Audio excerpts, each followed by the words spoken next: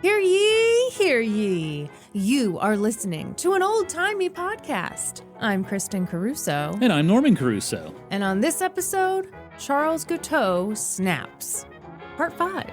Snap, crackle, pop, Charles Guiteau. Oh yeah, that's the exact right tone for this episode, Norm. Keep it fun and happy and positive the whole time, okay? No matter what I say. Toxic positivity through the whole thing. Charles politely shot James Garfield. Spoilers all around. Kristin, can I do my Patreon plug? Yes, you may. Thank you for asking for permission. You so rarely do. Thank you, tall queen. Folks, if you haven't joined our Patreon yet, I'm extremely disappointed in you. Because this month, I, Normie C., presented an incredible story from the American Civil War, where a free black man slaughtered Confederate pirates. In the dead of night, William Tillman snuck up on those scurvy dogs, and bam, he smacked him over the head with a hatchet. Okay, well, you do love to see it, though. He was one of the very first heroes of the American Civil War, and sadly, his story has mostly been forgotten. And you might be thinking, wow, Norman, that does sound really interesting. But I bet it costs a fortune to hear that tale. Who do you think I am? Famous author and critical thinker, Dr. Hubert Montgomery, Esquire, Ph.D.? Wow, it's like you can read people's minds, Norm. Well, fear not. For just $5 a month, pennies a day, you can support this small, sexy, independent podcast over at patreon.com/oldtimeypodcast.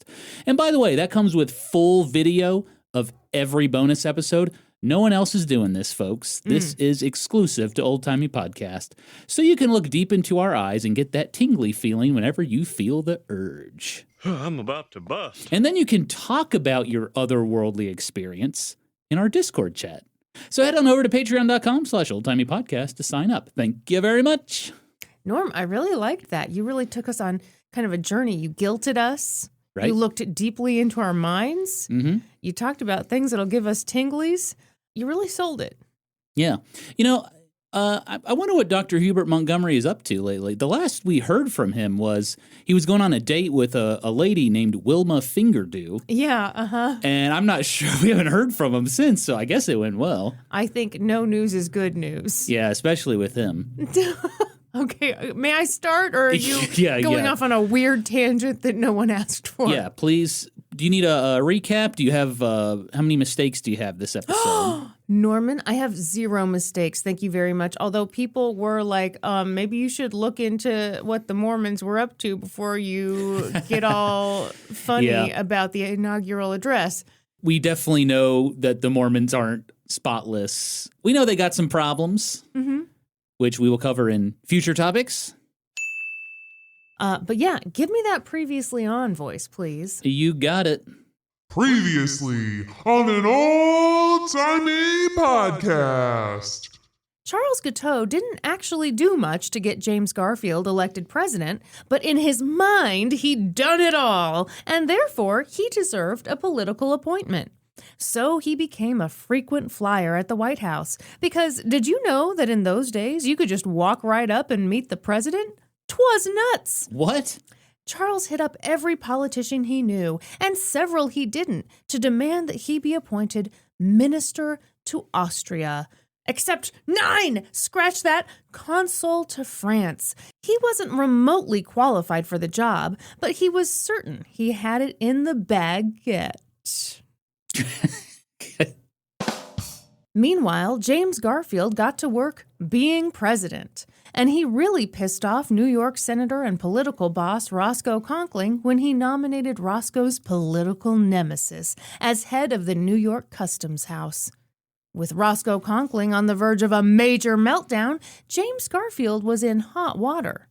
And then, the First Lady, Lucretia Garfield, became sick. Deathly sick. James Garfield was beside himself. The love of his life was on her deathbed. And Charles Guiteau and Roscoe Conkling were somehow equally devastated? Because, the First Lady was on the verge of death, but what about Charles Guiteau's political appointment? And what about Roscoe Conkling's desire to control every single aspect of the American political system? On this week's episode, Roscoe Conkling hatches a very stupid plan. Gee, it sure would be funny if it backfired. Meanwhile, Charles Guiteau becomes more and more delusional until, At long last, he snaps. At long last? Kristin, that makes it sound like we've been waiting for him to snap. Oh, I didn't mean that way. I guess it couldn't mean... Ooh. At last. No. Charles Don't bring Etta James into this at all. Has pulled a gun. No. I do realize that is how that sounds. That is not how that's not how I mean it. Finally, someone's going to shoot this president. No. Oh, I hate it all. We know what you mean. Don't worry. Full disclosure, before we get to the bad stuff, we've got a lot of funny stuff. Oh, excellent. So get ready to chuckle and then get ready to be bummed out. It's going to be a wild ride. Okay. Oh boy, things were getting heated. Roscoe Conkling had it up to here with James Garfield. Roscoe had already been using his political power, and specifically his influence in the Senate, to be a real douche canoe to James Garfield. Of the more than 300 nominations that James Garfield sent to the Senate for their approval, Roscoe had helped ensure that they'd only approved his 7 cabinet picks. He had to nominate 300 people? Yeah. There's a lot of political appointments. To the victor go all the spoils, Norm. You know, I did always know that after Garfield, they changed how many folks need to be nominated by the president. They reduced it significantly. Norman? What?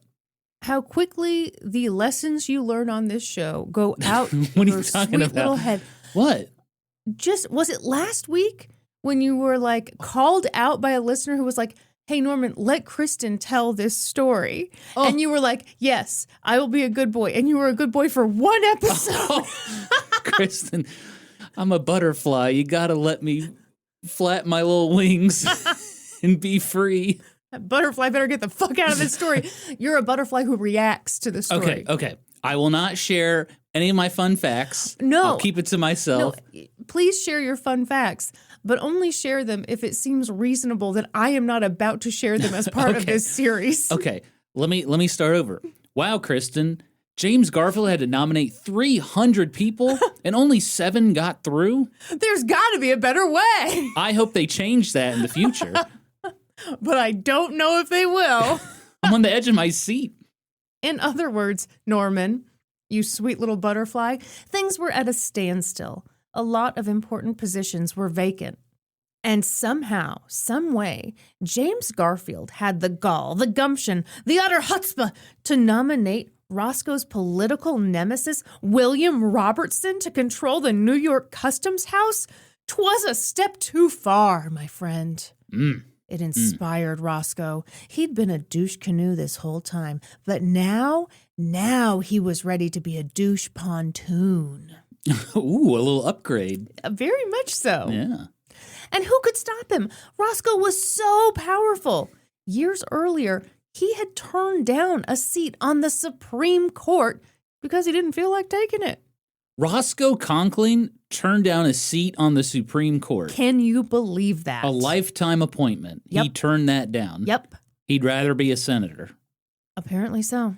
This guy's not as smart as I thought he was. Okay, I agree. He is touted as a political genius. I don't know.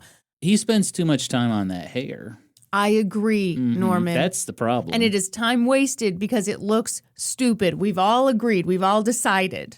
It kind of looks like Porky Pig's ass on his head. Like It the little does. twirly tail. Yes, no, I know pigtail. exactly what you mean, and I agree with you completely. Yeah, Joe, if you could Photoshop Porky Pig's ass on Roscoe Conkling's head, we would really appreciate it. You know what's weird is Joe has that on the ready. He didn't Joe's even have like- to make it. He's like, oh, this old thing, it's my desktop screensaver. He's like, yeah, I've been doing this for fun for a while now. Truth be told, Roscoe could have been a contender for the 1880 presidential nomination, but he turned that down too. What's this guy's deal? Does he just love pulling the strings as a senator? I think he But does. I'm making a weird hand gesture. Sorry about that. For those who are have the misfortune of being on the $10 level on Patreon, No. It looked like Norm was pleasuring multiple dudes while talking to me. It was very distracting to us all. This is a great honor to be on the $10 tier because you get the privilege of seeing that. Of seeing Norm make quit trying to get people to cancel their $10 pledge. Okay, so Roscoe Conkling thinks he's too cool for the Supreme Court, too cool to be a presidential nominee. he's going to remain on the Senate and pull the strings. I mean, surely he later regretted not being on the Supreme Court. That's a huge amount of power. But maybe he would feel like he didn't have as much control over the money, specifically the New York Customs House. I bet that was a factor. Yeah. And then there's something to be said for, as president, you take a lot of heat. Maybe as a New York senator, who's the one kind of actually pulling the strings, you don't take a lot of heat. Mm-hmm. It's all about your heat tolerance, baby. Yeah. When the heat's on you, you got to be ready to leave at a moment's notice. That felt like a reference to something, and I have no idea what it is, so I'm going to just pass on by.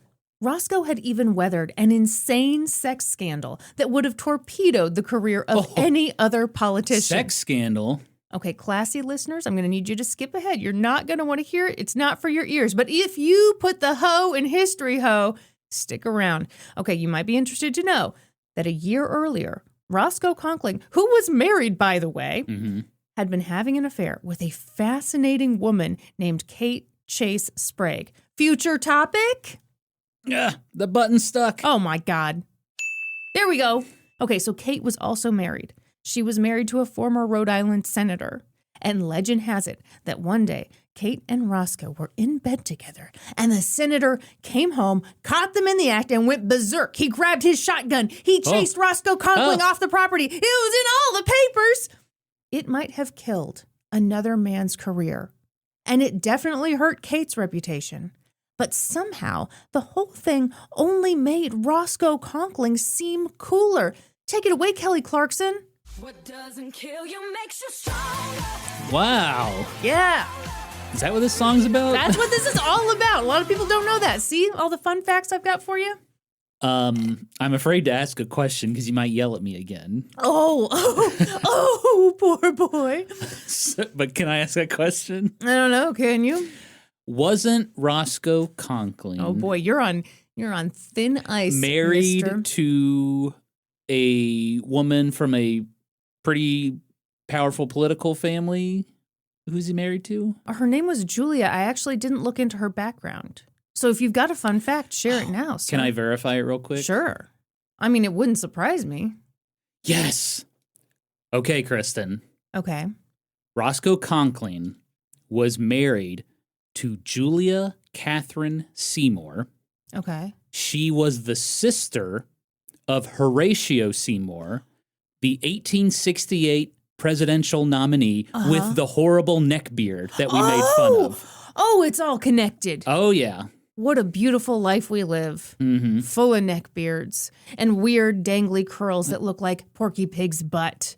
You know, Horatio probably saw Roscoe's hair and said, I think you're going to fit right in with my family. I'd like it better if Horatio was like, that guy looks stupid. That guy looks so dumb, and he's combing his neck. Excuse me, let me comb the soup out of my neck. So yeah, Roscoe Conkling was invincible, baby. But was he really? What Roscoe failed to see was that people were starting to get a little sick of him. He was mean. He was insulting. Other politicians rarely challenged him, and maybe he took that to mean that they respected him or that they liked him. But the truth was that while he did have some friends, a lot of his colleagues secretly despised him. Yeah, well, he's a big baby.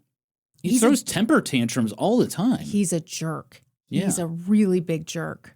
They went along with him because they had to. But there was this undercurrent of resentment and bitterness, and that undercurrent grew stronger by the day. And on top of that, these politicians were starting to feel pressure from the American people. James Garfield had only been president for a few months.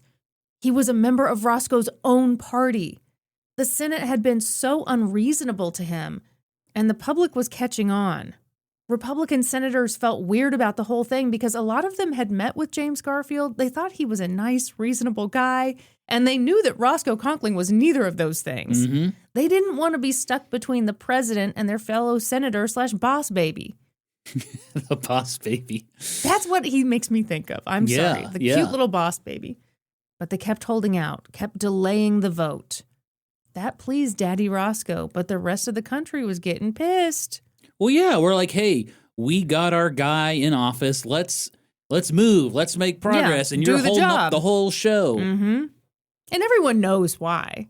Newspaper editorial boards overwhelmingly backed James Garfield, including New York newspapers, where Roscoe Conkling should have had the most influence. Oh, yeah. As the days turned to weeks, Roscoe's position of literally never doing anything the president wanted ever became harder and harder to defend. So, he decided to fight dirty. He went to the New York Herald. At the time, it was the most widely read newspaper in the country. And Roscoe gave them one hell of an expose. Are you ready? Oh, okay. He was like, James Garfield is weak. He's a liar. He's broken all his campaign promises. He's destroying the Republican Party. Roscoe told the paper that James Garfield wasn't even really president. What? Yeah, you want to know who was, Norm? Who was the actual president? The son of a bitch Secretary of State, James Blaine. Oh, he's the one making all the decisions. He's the real president. Yeah. This is so that's kind of like when George W. was president. Everyone was like, it's Dick Cheney's the actual president. He's the one calling all the shots. Yeah. Okay. Scandalous. Quite an accusation. When did he say this? Like how soon after Garfield was elected? I mean, this is all happening in the first couple months, but it's probably kind of late into month 2, I would say. What a bullshit thing to say when it's like you're not advancing any of his nominees and he's like, he's not getting anything done. And it's like, well, dude, you're the problem. Well, no, he's trying to stop the bad things from happening. Oh, he's a hero, give me a Norm. break. Norm, try to pay attention to what a hero Roscoe Conkling is. Okay. In that article, Roscoe Conkling confidently predicted that the Senate would humiliate James Garfield by absolutely rejecting his nominee for controller of the New York Customs House. I thought they were going to like de-pants him or put a whoopee cushion on his seat. We're going to humiliate this man. Honestly, that would be humiliating. Has anyone ever tricked you with a whoopee cushion before, Norm? Nope. I have been duped once. Really? I thought about it the other day. My friend Kristina, quite a prankster. Yeah. I sat down. We were in a group of friends. This was just a couple years ago. And a fart escaped. And I was in the middle of a story. And I broke to say, that was not my butt. And then I kept talking. Wait a minute. This was a couple years ago? Yes. Christina had brought a whoopee cushion? Okay, we were on a girls' trip. Yeah, we I were know. at some I know this gift trip. shop. She found a whoopee cushion at a store. She obviously had to buy it in secret so she could frame me for farting, which is a thing I never do. Mm-hmm. I mean, at my sister's wedding, me and my brother bought fake cigarettes. That was a fun thing. To try and freak my mom out. Yeah. Yeah. She was not fooled. She wasn't. They were fake cigarettes. They don't work as well as they used to. I think the old ones had some like asbestos in it and it worked really well. But these new ones, they don't work as well, folks. Well, it's also, I think it becomes less and less believable that 2 middle-aged men are just going to all of a sudden take up smoking. You know, it's a weird thing to start up. Yeah. I honestly, maybe we should have just bought real cigarettes and just tried them, you know. We've been coughing all over the place. Anyway, then it's not a prank anymore. True. That article was mean. It was nasty, and a ton of people read it.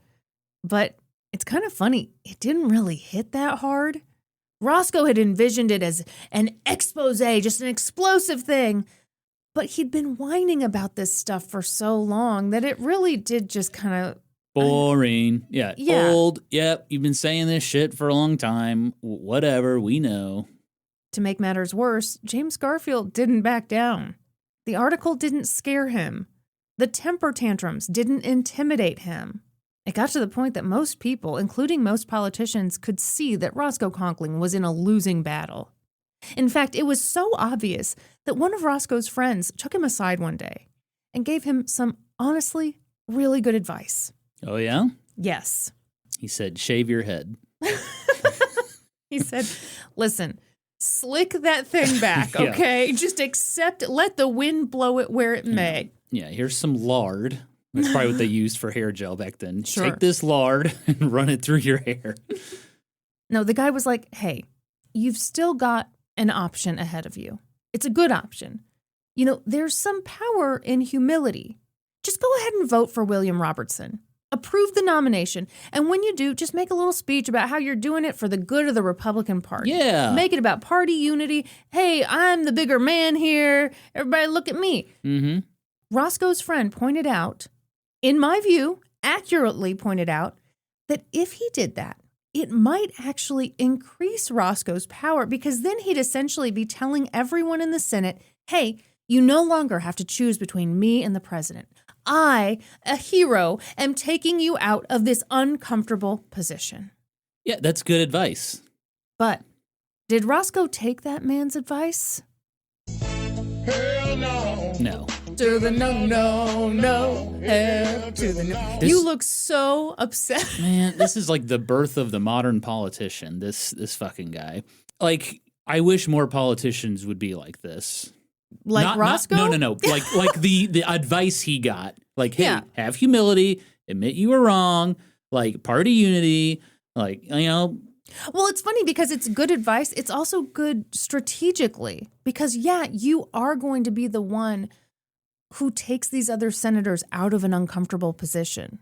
yes. They will feel like they kind of owe you for that, maybe. Yeah, well, and if he wants to become president, maybe in the next election, like, this is a great way to, like, raise his, Profile. profile. That's the word. Profile. But, he did not take that advice. And we know that because we all listened to last week's episode. We know that Roscoe came up with a way better plan. He would resign his Senate seat, and that would create an uproar. And he'd quickly be reinstated by his good friends in the New York legislature. He'd be more powerful than ever. He'd show the president who's boss. Come on, Kelly Clarkson! What doesn't kill you makes you stronger. Stand a little taller. Oh, yeah. Mm-hmm. This, man, I need to add this to my running playlist. Yeah, this is a really stupid plan. Okay. Rude, you haven't even heard how it turns out. So, with First Lady Lucretia Garfield still deathly ill in the White House and so many decent people worried about her, Roscoe Conkling plotted what he hoped would be the most dramatic moment of an already very dramatic career. Picture it. May 16th, 1881, the Senate chamber. Oh. 'Twas a packed house. People sat in the galleries, all hot and bothered and ready for some political theater. Oh. After all, it was the day when the Senate would debate William Robertson's nomination. Would you ever want to sit in on a Senate debate? Oh, God, probably not. Oh, man, I'd love to. Really? Yeah, I think that'd be really cool. I'm sure it's possible. Yeah, I think we can go. It's open to the public, right? It better be. I mean, I can say boring shit to you for free. Like, you don't have to travel. I don't have to go to D.C. No, I don't know. That seems like a cool thing to do. I guess my idea of cool is a little weird.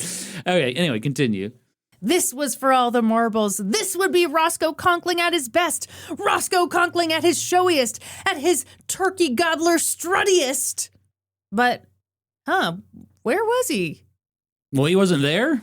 The Senate was called to order. Vice President Chester Arthur said, kind of nonchalantly, that the clerk had an announcement to read. People were really only half paying attention. Wait, is this when he resigned?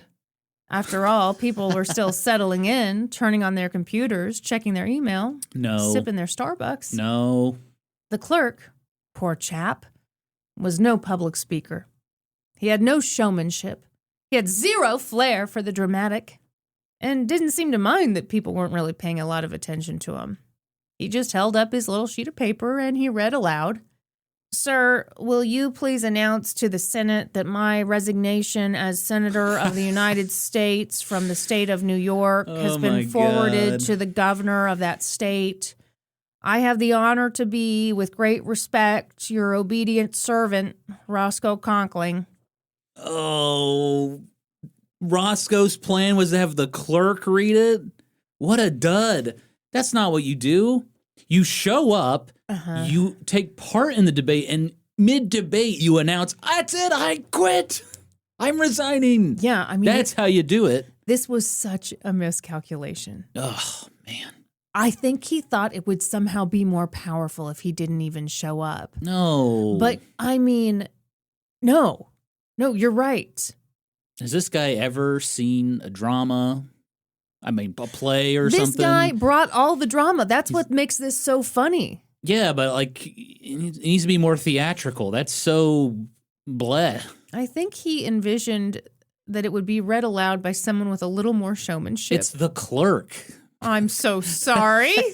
Most of the people in the room didn't even catch what had been said. Yeah. Those who did catch it looked around and, wow, sure enough, Roscoe wasn't there. Okay. Yeah, all right. Hey, you guys want more donuts? Some of the Democrats started laughing. This was truly funny. Thanks to Roscoe Conkling's cool power move, they now had the majority, and they hadn't even had to work for it. Holy wow, shit. he sure showed That's us. so fun. Yeah, the Democrats were like, hell yeah.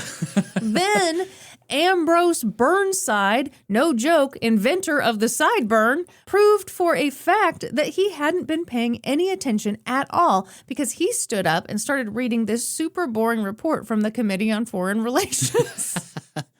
General Burnside, Civil War general. Not a very good general, but, But did hell have of a a nice sideburn. Did have nice facial hair.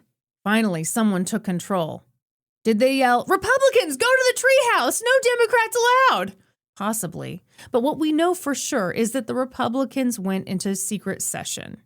And that's when Vice President Chester A. Arthur let them in on Roscoe Conkling's very cool plan to save the day. He was headed to Albany, where the New York legislature would definitely reelect him. He'd be back in no time, and this power move would really show James Garfield who was boss. I still don't understand what this is proving exactly. No? He quits, and then he wants the New York legislature to just make him the senator again. He's gained nothing. He just wasted a lot of time. Yeah, but he doesn't have to maybe go through the indignity of voting for this guy he doesn't want to vote for. And maybe, hold on, maybe people will be so inspired that no one will want to vote for him because Roscoe's so cool. Did you ever think of that, Norm? I can tell you didn't think of it. Was he hoping for all the newspapers to be like, oh my God, Roscoe quit, front page, headline? Well, it was front page headlines, so, in that sense, sure. Yeah, I think he thought he was more important than he was. And that's funny to say because he was very important. But then he threw it all away. See, I would put that story below, like, chimp warms the hearts of kids at the hospital or something like that. I think that seems really dangerous. No, it's a friendly chimp.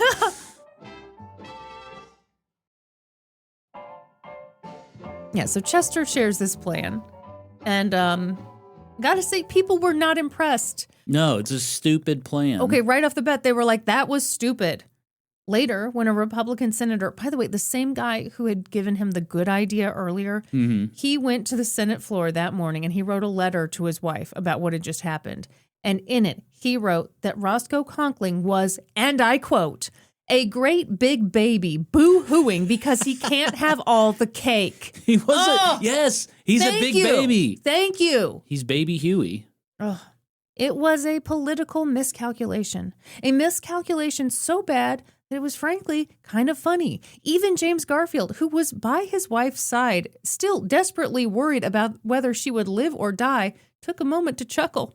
In his diary that night, he wrote He laughed? Yeah. He wrote that what Roscoe did was, quote, a very weak attempt at the heroic.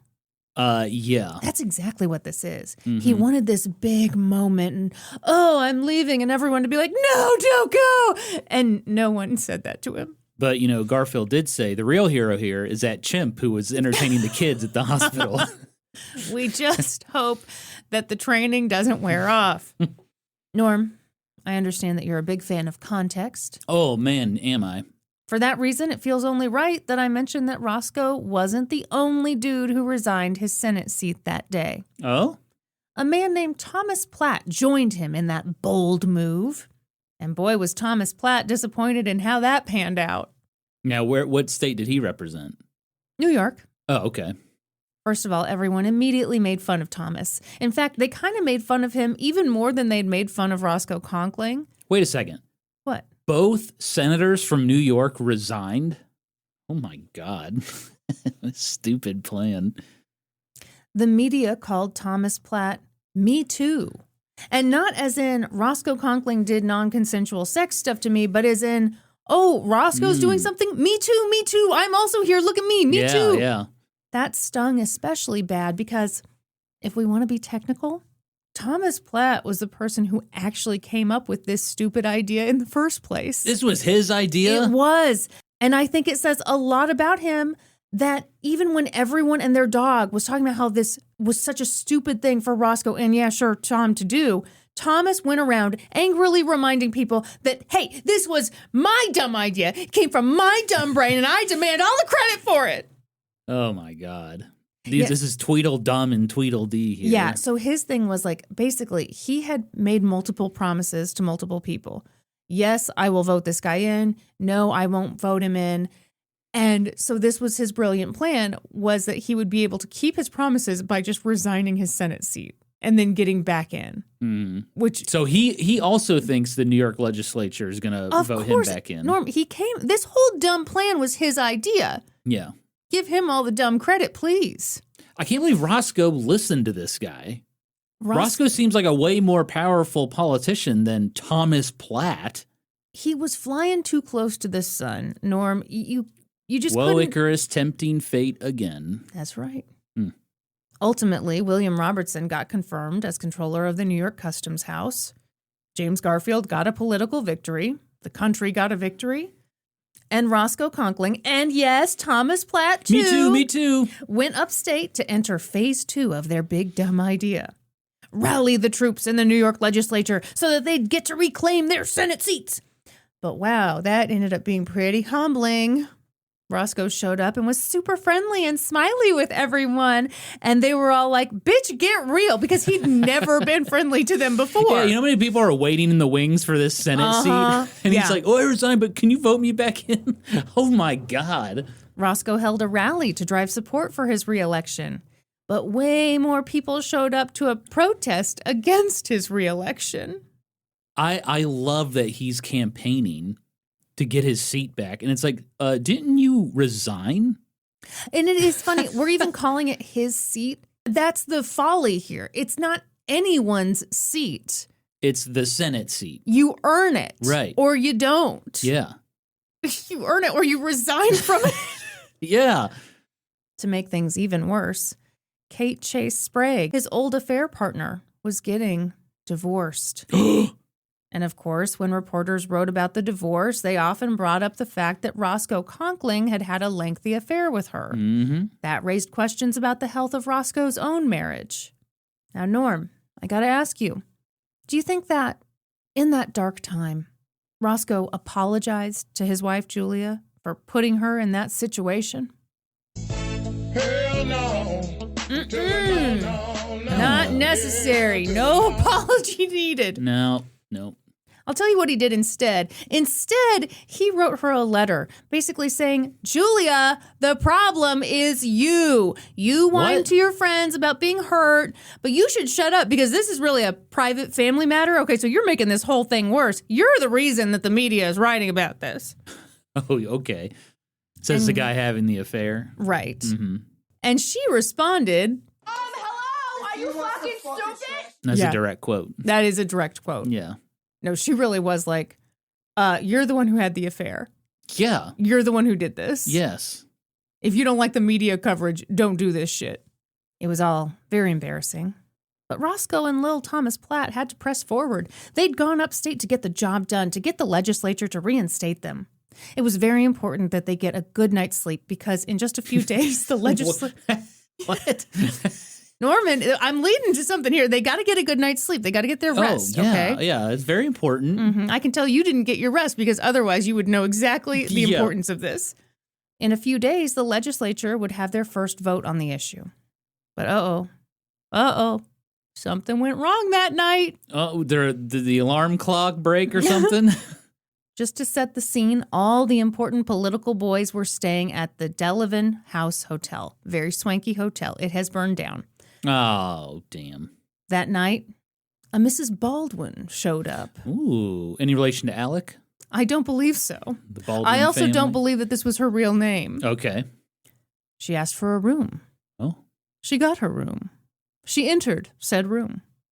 And then a guy who worked for the hotel noticed that Thomas Platt went into that woman's room. Is it a hooer? Stay tuned. Oh, okay. You should probably explain that you say hooer that way because we watched The Sopranos recently. And I'm half Italian, so that's just how we say it. That's just how it's done, yeah. Yeah. So that hotel worker went and told Roscoe Conkling and Thomas Platt's political enemies exactly what he'd just seen. OMG, Thomas Platt is in a room with some random woman. And those dudes were like, thank you for this scandalous info about a guy we hate. We're going to be really mature about this. Okay, I actually hate this next part. I think it's really shitty. Okay. But wow, it's something. Okay, so side note.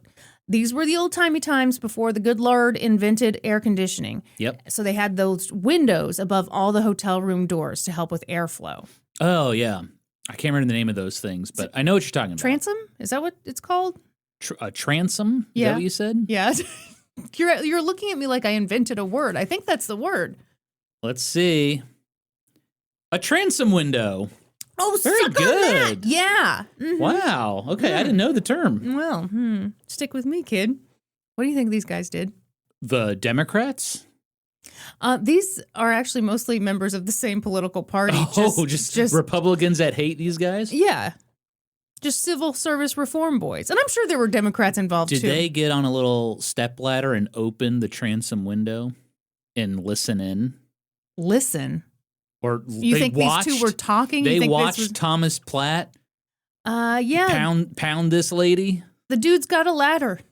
And oh as my God. quietly as they could, they took turns climbing to the top of the ladder and peeking into the room. They were peeping? And boy, did they get an eyeful. Oh my God. An eyeful of Thomas Platt not banging his wife.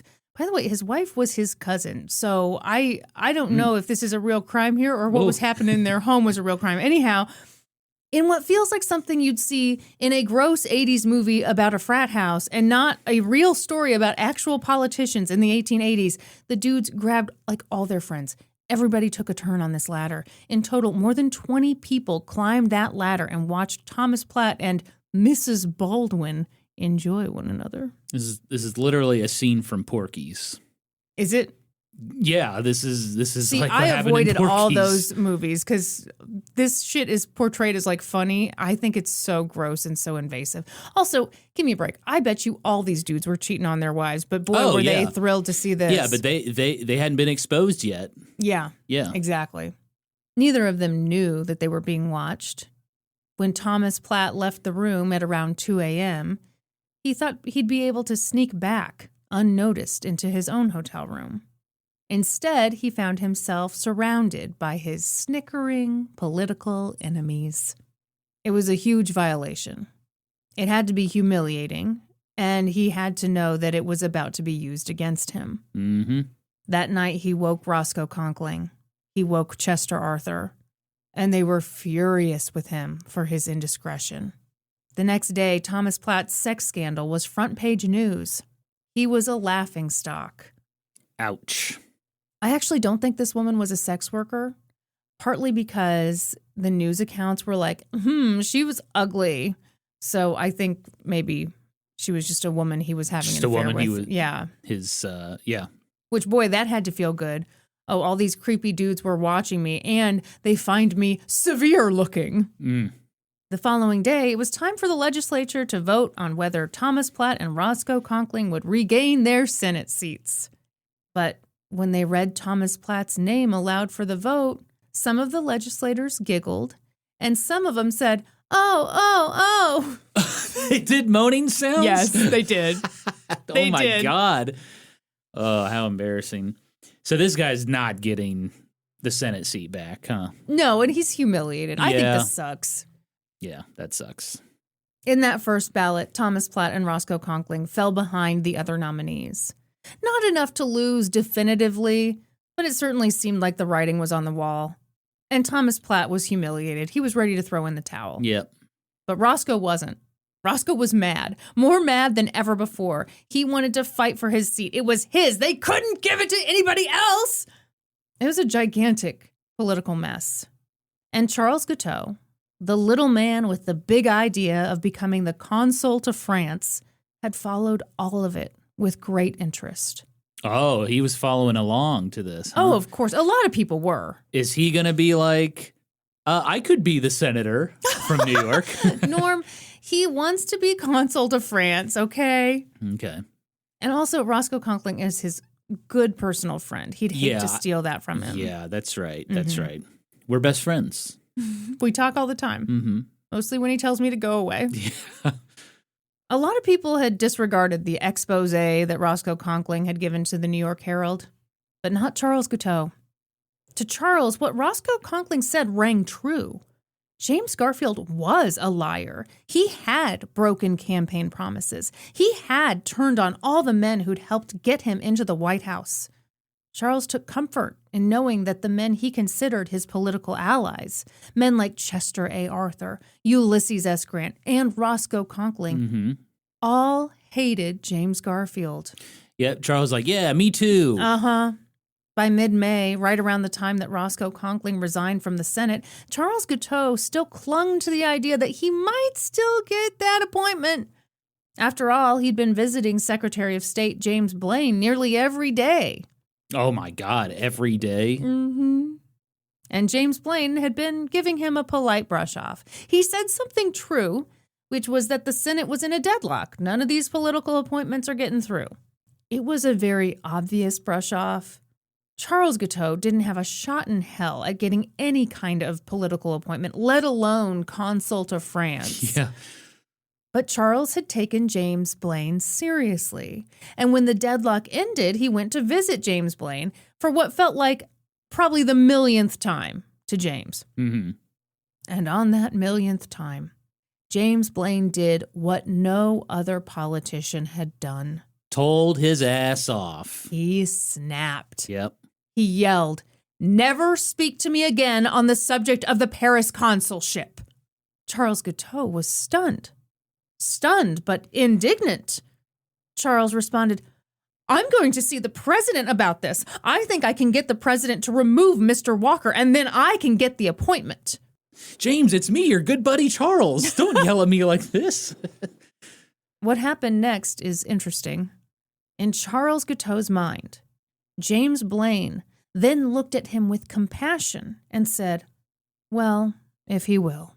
Which Charles took to mean that if the president gave him that consulship, then James Blaine would not stand in the way. What did James Blaine mean? Okay, in James Blaine's mind, when he said, "Well, if he will," it was kind of sarcastic to underscore how ridiculous it was that the president would give such an important position to Charles Guiteau, who no one had ever heard of. Yep. That's what perception is all about. Oh, boy. Well, if he will. Mm-hmm. Yeah. Later that day, Charles wrote a letter to his good pal, President James Garfield, about how mean James Blaine had been to him. And later, he wrote another letter. In the second letter, he told James Garfield that he should ask for James Blaine's immediate resignation. Then he warned the president, quote, "I have been trying to be your friend. I do not know whether you appreciate it or not." Ooh. Yeah, he'd been writing all these stupid letters like, "Oh, hey, I'm reading about all these problems you're having with Roscoe Conkling and stuff. I'm good friends with him. If you want me to, put in a good word for you, Yeah. give me a break." Part of the delusion is Charles Guiteau thinks that James Garfield is going to read these letters. Right. Yeah. I mean, most of these are probably going through Garfield's secretary, and he's tossing them in the bin. Very interesting that you should bring that up. Charles Guiteau planned to visit the White House. But what he didn't know was that by that point, the president's private secretary, Joe Stanley Brown, had flagged him. It's so funny you mentioned this. Red flag. He had put Charles Guiteau in what was called the eccentric file. Well, aptly named. Here's where the weirdos go. Yeah. At 23 years old, Joe Stanley Brown was the youngest person in the nation's history to hold that position. He came from humble beginnings. He was smart, and he was an excellent judge of character. Unlike a lot of the other people who thought that Charles Guiteau was just an odd guy who meant well, Joe Stanley Brown thought that Charles Guiteau needed to be kept away from the president. Mm-hmm. So he put him on a list. If Joe had anything to say about it, Charles Guiteau would never meet with James Garfield ever again. Good. It probably goes without saying that James Garfield's first 3 months in the White House had been pretty rough. Members of his own party had spent most of the time working against him. In fact, his own vice president had often led the charge. Hundreds of people hounded him every workday for political appointments. His wife, the love of his life, had nearly died. But on May 31st, 1881, things were looking up. That day, Lucretia's doctors announced that she was well again. She still needed to take it easy, but her health was no longer in immediate danger. And also that day, Roscoe Conkling, and yes, Thomas Platt too, officially lost their Senate seats. Oh, man, if only I had the Benny Hill theme. Oh, that would have been great. Give me that trombone. Oh, okay, I can do that. The New York Times wrote about it, saying that Roscoe Conkling had, quote, thrown away his power and destroyed his own influence, all because he'd been mortified by his inability to control the president. That is a perfect description of what happened. He smashed that self-destruct button. Mm-hmm. Woo! James Garfield was riding high. He'd proven that he was his own man. He wasn't under anyone else's control. And with so many of his political appointments now approved, he had more time to focus on the aspects of his job that truly mattered. But what he didn't know was that Charles Guiteau, that strange, demanding, oddly entitled man, had become angry. Very angry. By that point, Charles understood that he wasn't going to get the political appointment that he was so certain he deserved. And he placed the blame for that failure squarely on the president's shoulders. In fact, it had been roughly 1 week earlier that Charles Guiteau had been lying in bed, in a room that he wouldn't pay for, when God gave him an idea. Oh. If the president was out of the way, everything would go better. That idea came to him again the next morning. Charles claimed that he was horrified by the idea, but it wasn't his idea, it was God's idea. And it kept pestering him, kept coming back to him. It came back to him because God wanted it to, and because it made so much sense. James Garfield was clearly bad for the country. He was terrible for the Republican Party. Just look at what he'd done to poor Roscoe Conkling. Look at how mad he'd made his own vice president, Chester Arthur. And look who he'd appointed Secretary of State. That awful man, James Blaine. That man who'd snapped at Charles. He needed to be removed.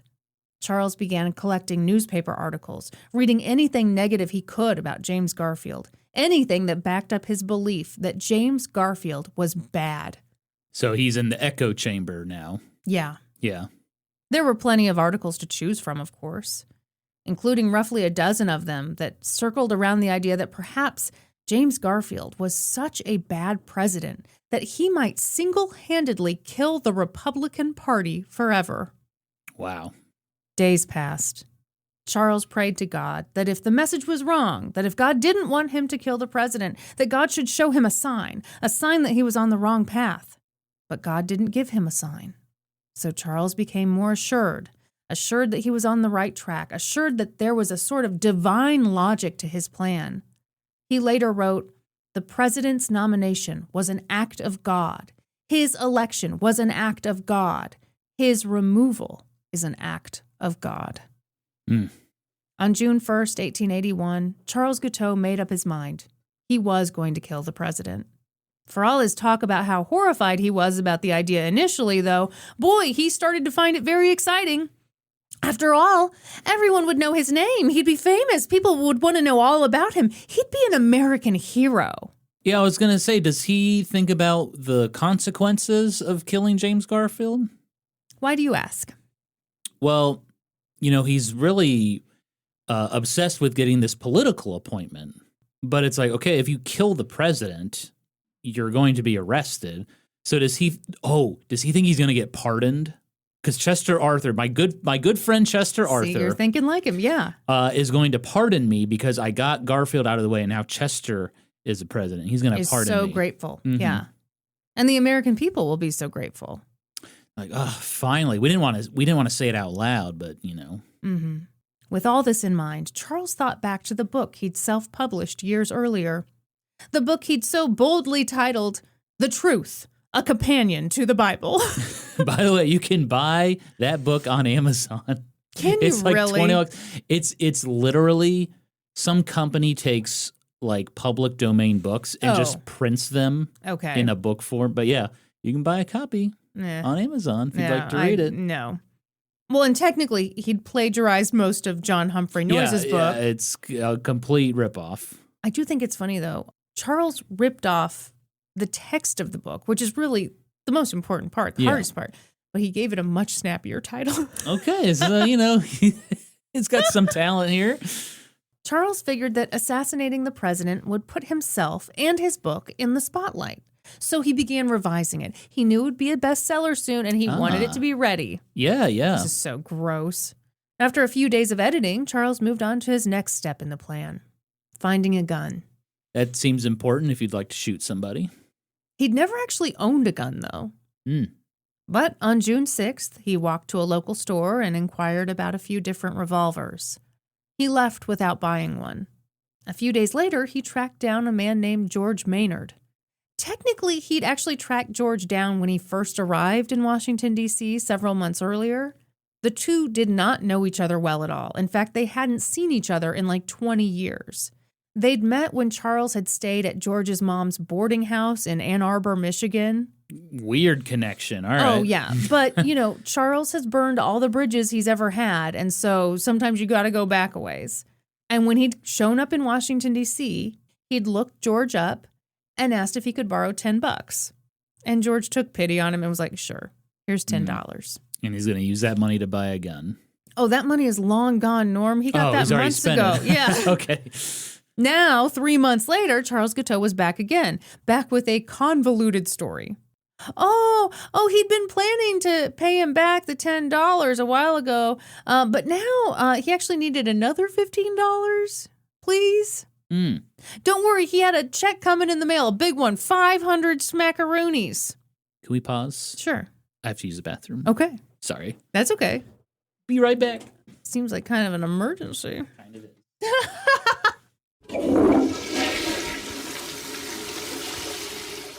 Folks, I apologize for... Oh, we're not cutting that? Apologize for the sudden bathroom break. Let me tell you, on recording days... Oh, my goodness. Folks, you're about to get a lot of information. Listen, when Kristin is finishing up her script, sometimes I like to say, hey, what do you want for lunch? Let me get you your favorite food so, she can focus on her script.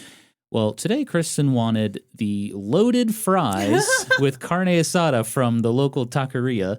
And boy, they are delicious. But I'm afraid today they may have attacked me from the inside out personally. Yeah. Well, Norm, this script, I hate to tell you, there's a lot more to it. Okay, I'm okay now. I'm okay. We can continue. If we need to get an adult diaper so you can just suffer through this, we'll do what we have to do. Okay. That's the sound it would make in the diaper. Okay, Kristin. The last we left off after my incident, Charles... You mean before your incident? Sorry. Before my incident, Charles Guiteau was asking a very distant old friend for $15. Friend might be a generous term. Acquaintance. Yeah. Person he knows. Before your explosion, Charles had told the man, hey, I've got $500 coming my way. As soon as that money comes in, I will give you your full $25 right back, baby. Oh, it's $25 he wants. Well, yeah, because he already borrowed the 10. Yeah. Now he's asking for 15. He's adding. Okay. Okay. George knew that Charles was never going to pay him back, but he felt kind of sorry for Charles. In his mind, Charles was odd, but not bad. And he looked so hungry. The next day, Charles went back to the gun store. He studied 2 different revolvers. One had a wooden handle, and the other had an ivory handle. The ivory-handled revolver was a little more expensive than the wooden one, But Charles sprung for it anyway. Oh, my God. He decided that if he was going to use it to shoot the president, it would likely one day end up in the Smithsonian. So it made sense to get the nicer gun. Okay, yeah. This is for attention. It's so gross. Was it a Colt revolver? I don't believe so. Hmm. I'll be honest, one of the books I read went into great detail, and I don't know gun stuff, so my mind just went blah, blah, blah, blah, blah. But if the guy had said Colt revolver, I would have remembered that. Also, Colt revolver, which is a different thing entirely. And I would have said, this guy really doesn't know guns. Revolver. Yeah, I was just hoping I could reference my good friend, Samuel Colt.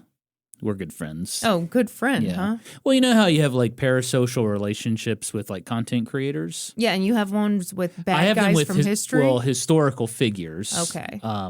Samuel Colt, bad guy. You know, let's tap the brakes on that. Samuel a little Colt. shitty, yeah. Yeah, just a little bit, you know. But yeah, sometimes my good friend Abraham Lincoln, Sure. Robert Smalls, you know. So it wasn't a Colt revolver, but it had a fancy ivory handle. Yeah. Charles hadn't told anyone about his plans to assassinate the president, but he had told the shop owner that he'd never owned a gun before. So the man advised him to go outside city limits, out to the Potomac, and try firing it. And that's what Charles did. He fired the revolver. He got used to it. Comfortable, even. It felt good. God's plan was coming together. Of course, Charles understood that by killing the president, he would face some consequences. He'd likely be taken to jail, and that scared him. Likely. He would definitely be going to jail. Yeah. He'd been to jail a few times over the course of his life, and he knew that some jails were better than others. Mm-hmm. So one weekend, he took a little trip to the district jail. He went to the warden's office and asked for a tour. He wanted a tour of the jail? Here's the weirdest part. The warden told him no, but only because they didn't do tours on Saturdays. Oh, just because it's Saturday. Yeah. That was the weirdest part to me. Come back Monday. Literally. Yeah, they did tours on Mondays. What? You could take tours of the jail? You know what, though? In high school, we took a field trip to a prison. Like an old-timey one? Or no, a real prison. An operating? Yeah. Really? Yeah. Scared me straight. Yeah. What did you do, Kristin? Why did they take you on that tour? No, it was What did you do in high school? It was just a sociology class. Okay. We learned a lot that day. We were all very charmed by a guy who was in there for creating a lot of meth. You were charmed by the meth guy? I gotta say, I was not, but it was a real lesson in how vulnerable people can be to someone who is charming and smart. Okay. People were like, we gotta get this guy out of here. Let's bust him out. We love you, meth guy. So Charles was disappointed that he couldn't tour the jail that day, but he had looked around enough to decide that it was a very excellent jail, and that is a quote. Did he go to the jail gift shop? Well, he still had some money on him, so maybe he could have. Charles tried not to get too preoccupied with the potential negative consequences he might face. After all, with James Garfield removed from office, as Norm already pointed out, his good friend Chester A. Arthur would become president. Chester would pardon him. He'd be out of jail in no time. Yeah. He'd be a hero. Uh-huh. So, with the gun in hand, his book revised, and a reassuring trip to the jail behind him, the only thing he had left to do was kill. He decided not to kill the president at home. There were too many people in the White House. No, he figured it'd be best to kill James Garfield at church. At church? Yeah. Charles? A man of God, so-called man of God, wants to kill someone at church. Yeah. He felt really good about that.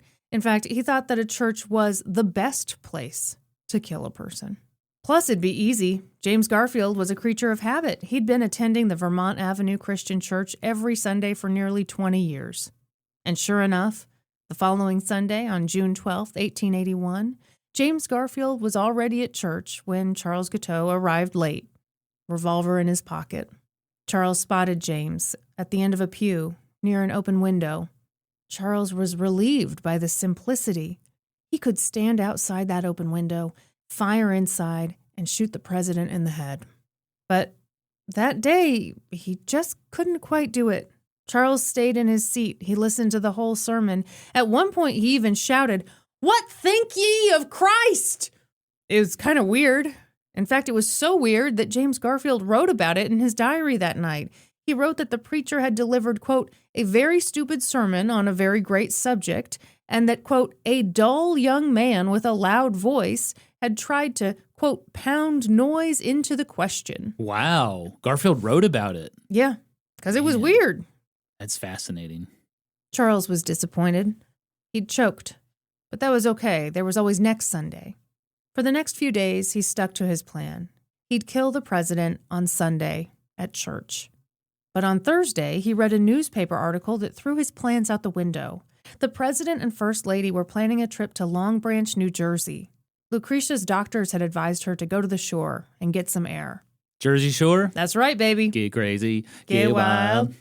And that gave Charles a new idea. The Garfields would depart from the Baltimore and Potomac Railroad Station on Saturday. He could assassinate the president at the train station. So, that Saturday, he woke up early. He practiced his shooting. He went to the train station. He waited. And sure enough, the president and first lady arrived, unguarded. This was his moment. But oh no, Lucretia still looked so ill, so thin. Charles later wrote, quote, "She clung so tenderly to the president's arm that I did not have the heart to fire upon him." He left the train station that day with a new plan. He wouldn't kill the president with the first lady right there. He would kill the president when the president was alone. He thought it would be too much for the first lady to witness her husband's assassination. But interestingly, he told himself that if she wasn't present for it, that it wouldn't be that big of a deal to her. Oh my God, this guy is... He's disturbed. Something's very wrong with him. Yeah. Talking about his life up to this point, it was like funny in a way, the stuff he went through. Yes and no. I mean, he victimized a lot of people. Well, specifically, I'm thinking about like how no one wanted to bang him at the Free Love Colony. That is funny. And yeah. how he was a lawyer one time in court and Yep. he jumped in the jury box. Like comical stuff there. Yeah. But this is disturbing. Yeah.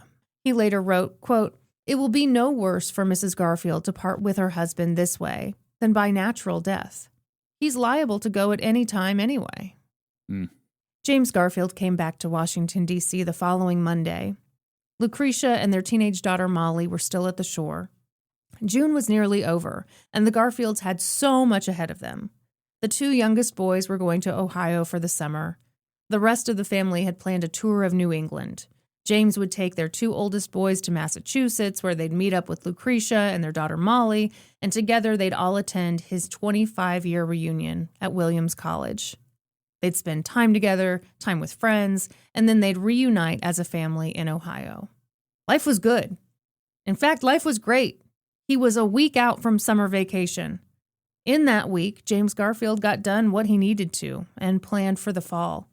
He'd agreed to give the address at the centennial celebration of the Battle of Yorktown, and he was planning to do it up big.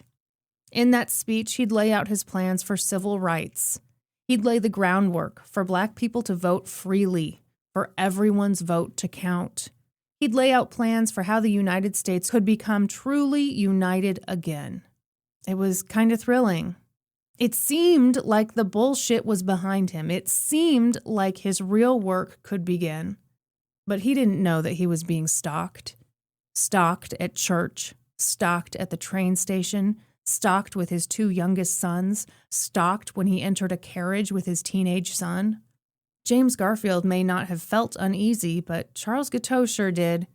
He knew from all the newspaper articles that James Garfield was preparing to leave for most of the summer. If he wanted to kill the president, he needed to act fast. Mm. In what would prove to be one of James Garfield's final days as a healthy man, he had a meeting with his Secretary of War, Robert Todd Lincoln. I was waiting for you to mention this. I'm so glad you I let was me holding mention back. it. I was holding back, Kristin. Norm, let me give you a gift. Who was Robert Todd Lincoln, Norm? He was the son of Abraham Lincoln, his oldest son. His only surviving son. Mm-hmm. Yeah, that's right. In that meeting, just as they were about to wrap up, He asked Robert Todd Lincoln a strange question. He said, "I've always heard that before your dad was assassinated, he had a dream about dying. Is that true? Would you tell me about it?" Robert confirmed that it was true, and he told James Garfield about that dream. In it, his father had dreamt that he was walking through the White House when he heard sobbing. He spotted a coffin. There were soldiers guarding it. He walked up to one of them and asked, "Who is dead in the White House?" And the soldier responded, "Don't you know? The president has been assassinated." It was odd that James Garfield had asked about that dream. Odd timing. He didn't explain why he'd asked about it, only that he wanted to know. But those closest to him knew that James Garfield always had a feeling that he wouldn't make it to old age. Those worries often came to him at night. And maybe it was because he was alone in the White House, with Lucretia out at the shore. But death, the death of a president, was apparently on his mind. On the evening of July 1st, James had dinner with a friend. And afterward, not quite ready to go to bed, he decided to walk to James Blaine's house. He left the White House, unguarded. He didn't know that Charles Guiteau was watching him. He'd been sitting on a bench in Lafayette Park, facing the White House. Charles followed James that night, his revolver in his pocket. He watched James Garfield knock on James Blaine's door. James Blaine's wife, Harriet, answered it immediately. A few moments later, James Garfield and James Blaine left the home. They walked together that night, arm in arm, back to the White House, not knowing that Charles Guiteau was trailing behind them, not knowing that Charles Guiteau was seething, watching them, these men he'd decided were so bad. The next day, July 2nd, James Garfield woke up in a great mood. He burst into the room that his two youngest boys shared. They were already awake, already roughhousing, so he joined in the fun. He sang a little song. He grabbed each of them out of bed. He lifted them, each one in his arm. He was 49 years old, big and strong, in excellent health.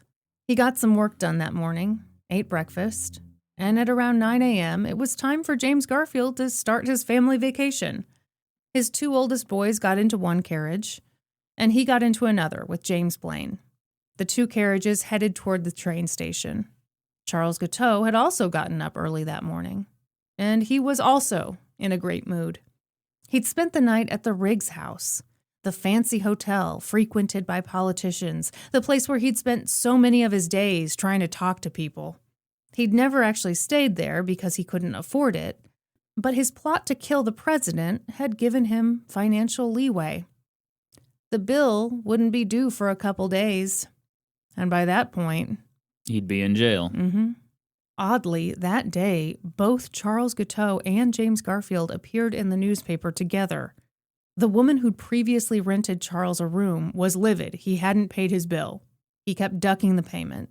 So in a fit of exasperation, on what would turn out to be a very big day, she posted an ad in the newspaper reading, "Wanted, Charles Guiteau of Illinois, who gives the President and Secretary Blaine as reference, to call at 924 14th Street and pay his board bill." Holy moly. Right? Yeah. That is weird. Is that address still... Oh, I thing? don't know. I didn't even think to look it up. It's very near the White House. Yeah, of course it is. It's like 2 blocks from the White House. Yeah. Yeah. Charles was unbothered by the ad, and probably unaware of it. He had more pressing matters at hand. Today was the day that he would kill the president. This time, he had all of his papers in order. He had a copy of his book, The Truth. In it, he'd placed a letter to the New York Herald. It read, in part, "You can print this entire book if you wish to. I would suggest that it be printed in sections, i.e. 1 or 2 a day. I intend to have it handsomely printed by some first-class New York publisher, but the Herald can have the first glance at it." He'd also written to General William Tecumseh Sherman. It read, in part... He wrote to Sherman? What does that mean, Norm? Who was he? Tell us. It sounds like you don't want me to say anything. No, I'm giving you free rein. Give us the context. We need to know how bold and ridiculous this was to write to William Tecumseh Sherman. Civil War hero, Union general, famous for his march to the sea in the South where he burned a path all the way through Georgia and Atlanta. Yeah. Good pals with Ulysses S. Grant. Yeah, who Charles also thinks that he is, well, he didn't think he was friends with Ulysses S. Grant, but he envisioned himself to be a big supporter. Yeah. And a big help to him. So what the hell did he write to William Sherman? I'm glad you asked. That letter read in part, "To General Sherman, I have just shot the president. I shot him several times, as I wish him to go as easily as possible. His death was a political necessity. I am a lawyer, theologian, and politician. I was with General Grant and the rest of our men in New York during the canvass. I am going to the jail. Please order out your troops and take possession of the jail at once. Charles Guiteau." Oh my God. Uh-huh. I don't even know what to say to that. Hold on, Norman, are you saying this guy doesn't make any sense? Yeah, he's not making any sense right now. Hold on just a minute. Wait a second. He'd also written a letter addressed to the White House. It read, in part, "The president's tragic death was a sad necessity, but it will unite the Republican Party and save the Republic. Life is a fleeting dream, and it matters little when one goes. I presume the president was a Christian and that he will be happier in paradise than here." In another letter, which he addressed to the American people, he wrote in part, "In the president's madness, he has wrecked the once grand old Republican Party, and for this he dies. I had no ill will to the president. This is not murder. It is political necessity. It will make my friend Arthur president and save the Republic. I have sacrificed only one. I shot the president as I would a rebel if I saw him pulling down the American flag. I leave my justification to God and the American people. I expect President Arthur and Senator Conkling will give the nation the finest administration it has ever had. They are honest and have plenty of brains and experience." Man. So he really does think, he's writing full confessions to multiple people, and he really does think he will be hailed as a hero. Yeah. Yeah. Okay, you know a lot more about the Lincoln assassination. Ooh. Did John Wilkes Booth think he would be a hero, or did he know, oh, I'm going down for this, I gotta run? I mean, obviously he ran immediately afterward. Yeah, he thought he would be a hero to the South. Right. To the Confederacy. He thought it would revive the Confederacy. Didn't work out for him. No, it sure didn't. Nope. Let's see what happens to this fella. Should have stuck to acting, Mr. Booth. No kidding. Charles Guiteau arrived at the Baltimore and Potomac station about 30 minutes before James Garfield arrived. He had prepared for the moments to come. He had his shoes shined. Soon everyone's eyes would be on him, and he wanted to look good. He thought about his getaway plans. He went to a line of carriage drivers, and he asked one of them how much he'd charge to go to Congressional Cemetery, which was right by the jail. The man said $2. And, of course, Charles didn't have $2, but once again, he figured that wouldn't matter. Yeah, he's used to this. He went to a newsstand. He asked the man behind the counter if he could leave his packages there for a few minutes. And the man said, of course. And that was that. Charles was ready. He had his gun, he had an escape plan, and he'd placed his letters where he knew they would be found. He steeled himself. He went to the bathroom. He looked at his gun. He left the bathroom. He waited. He wandered in and out of the waiting area. He waited some more, sweating, nervous. And then James Garfield and James Blaine entered the train station, followed by James Garfield's two oldest sons. They walked with confidence, unbothered, unworried. The train station wasn't too busy that morning, but there were plenty of people there. Robert Todd Lincoln was there. He'd come to wish the president well on his trip. The president didn't notice Charles Guiteau, of course, but Charles noticed him. When James Garfield was not 3 feet in front of him, Charles grabbed the gun from his pocket. He raised it. He clenched his teeth. He fired. Later, witnesses said that they thought the sound, that piercing clap of a sound, was a firecracker. But James Garfield, Brigadier General James Garfield, the man who'd seen war, who knew the sounds of a battlefield, he knew instantly what he'd heard. He'd heard gunfire. The bullet grazed his right arm. He turned. He shouted, "My God, what is this?" He turned further in the direction of his attacker. And then Charles Guiteau fired again. This time he wasn't calm. His eyes were wild. He was jumpy. The bullet hit James Garfield in the back. The president fell forward hard. The effect of that second shot was immediate. He vomited and vomited and vomited on the train station floor. In an instant, his suit jacket was soaked in blood. In an instant, the atmosphere changed. The clap, clap of the two gunshots startled people. They'd startled people into silence. But now with the president vomiting and bleeding and dying, with his two sons right there, people screamed in horror. They screamed, and Charles Guiteau, that little shit, ran. He ran away.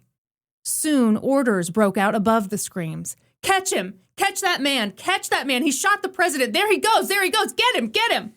James Blaine stood. He watched, horrified, at the little man running away. That little man, that strange... My God. He knew exactly who it was. In next week's episode, the fight to save the president's life begins. Ooh, chilling, Kristin. Horrible. It's so upsetting. I forgot the detail that his sons were there. It's awful. It's awful that his sons were there. I think it's so sad to me that Robert Todd Lincoln was there too. Robert Todd Lincoln was cursed to witness presidential assassinations. And, Charles Guiteau, like, I get this anger, but at the same time, I also know that this guy wasn't right. I mean, as president, he should have had more protection. He should have had literally any protection. It is wild to me that even after the Lincoln assassination that, presidents didn't really have a lot of protection. And I think it's sad because it's like Garfield had this belief that, like, yeah, the chances of me being assassinated are like nothing. Right. And so he felt safe and confident to like be among the people, and he liked being among the people. Yeah, but I do find it interesting that he asked Robert Todd Lincoln about that dream, because to me that says he's not entirely unconcerned. I think an interesting detail is that, Abraham Lincoln really believed in the power of dreams, and he wanted to analyze his dreams. James Garfield was not like that. Yeah.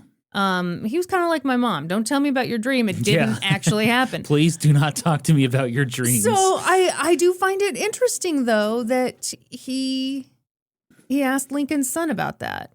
Yeah. Knowing this is probably an uncomfortable thing to ask him, but, it had to have been weighing on his mind on some level. Absolutely. Yeah, there's a reason you would ask that. Yeah. That's when you really think about, like, higher power coming into play with that. And not the one talking to Charles Guiteau being like, okay, I think you should shoot the president now. Yeah. I'm talking like, something made James Garfield ask Robert Todd Lincoln about his father's dream. And you do wonder, that could kind of come from almost anywhere. Even like, okay, he didn't consciously know that he was being stalked. Right. Maybe on some level he sensed that something was off. Yes. I think on some level he did sense something. That detail of Charles stalking James Garfield and Blaine when they were just like walking, having a nice evening, that's creepy. You wonder if he might have gotten away with it. Surely not. I mean, surely the streets of Washington, D.C. had enough people that couldn't have happened, but they were out alone at night. Yeah. You wonder. But then again, as I say that, Charles Guiteau didn't want to go unnoticed. He wanted to be caught, and he wanted... that's his plan. He wants Chester Arthur to pardon him, and General Sherman to send his troops to capture the jail. Oh, my gosh. One thing I wondered today as I was looking at this stuff is like, I do think some stuff just can't be prevented. If someone is this disturbed, this unwell, some stuff probably can't be prevented. But you do have to wonder about small things, like what if he hadn't gotten the money to buy the gun?